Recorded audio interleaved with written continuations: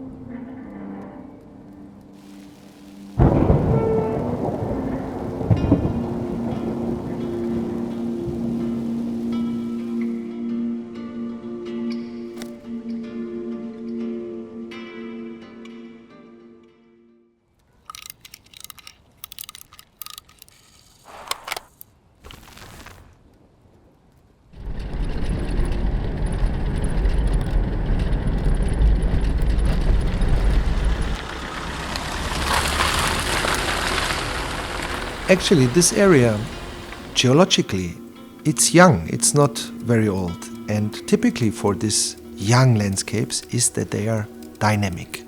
Dynamic in erosion, dynamic in accumulation, and also dynamic in their geological uplift processes. When Sabuku started, they were basically conserving birds. But as one of their key area was the Chachuna floodplain forest, the area that is around the floodplain forest is also really important. So it's not only about protecting one piece of the landscape, but you have to protect the whole picture. The Iori serves as a vital lifeline, supplying water and sustainable floodplain forests that provide an essential corridor for wildlife migration. However, this landscape faced significant challenges due to historical land use changes, ongoing human activities, and potential climate pressures. For the last centuries, the Iori Plateau has been used by shepherds for winter grazing, contributing to the cultural and ecological heritage of the region. However, during the Soviet era, large-scale agricultural projects drastically altered the landscape. The construction of the Dali Reservoir disrupted the natural flood patterns of the Iori River, reducing sediment flow and leading to the degradation of the floodplain forests. Floodplain forests depend on seasonal flooding to regenerate and remain connected to the river. However, the Dali Reservoir disrupted this natural rhythm. Sabuku responded by initiation, regular water releases, and installing gabions along the river to guide flow, reduce erosion, and allow sediments to settle. You can't do any restoration or conservation without people.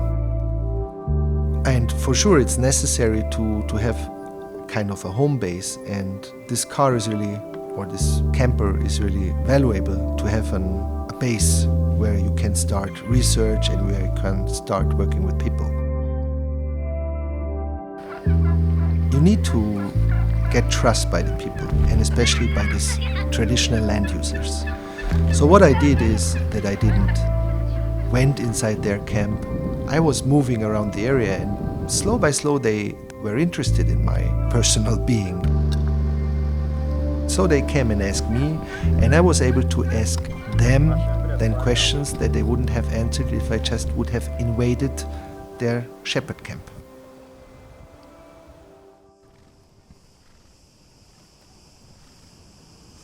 Rotational grazing, now applied across 4,500 hectares, has proven to boost biomass, soil health, and biodiversity.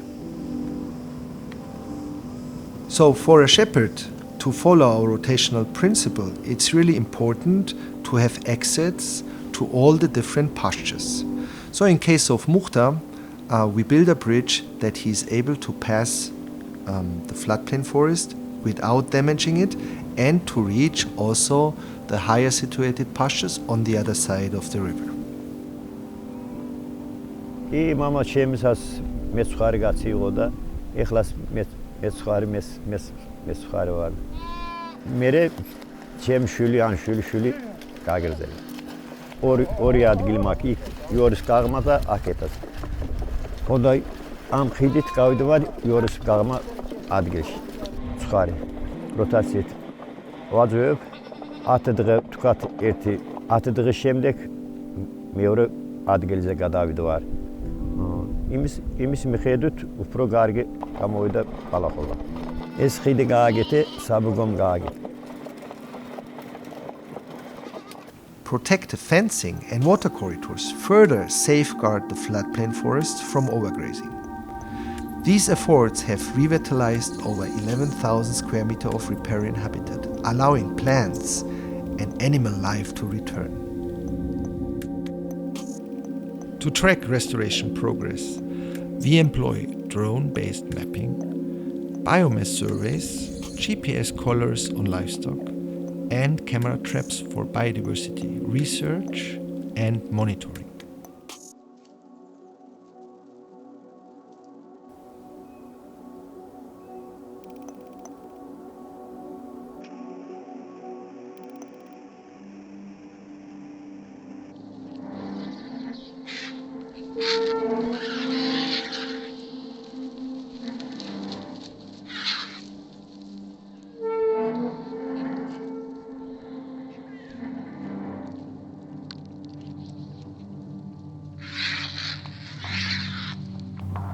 To date, 269 bird species have been documented, including the endangered eastern imperial eagle. We use this data to monitor progress of landscape restoration.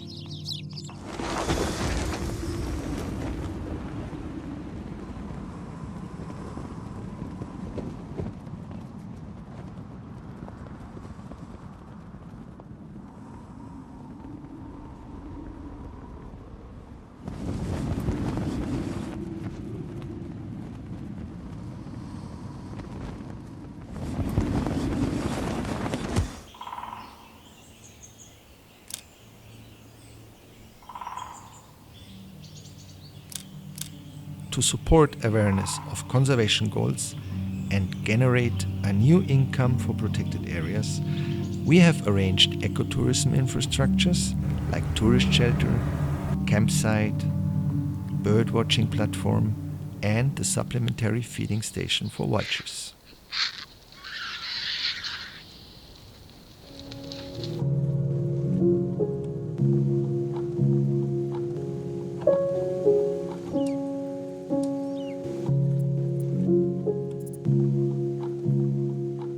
So this is one of my favorite spots in the study area, project area, because it shows how constant water creates this landscape. Yeah? Now we don't see water at all, it's dry, but it took millions of years to create this landscape, this rocks shaping.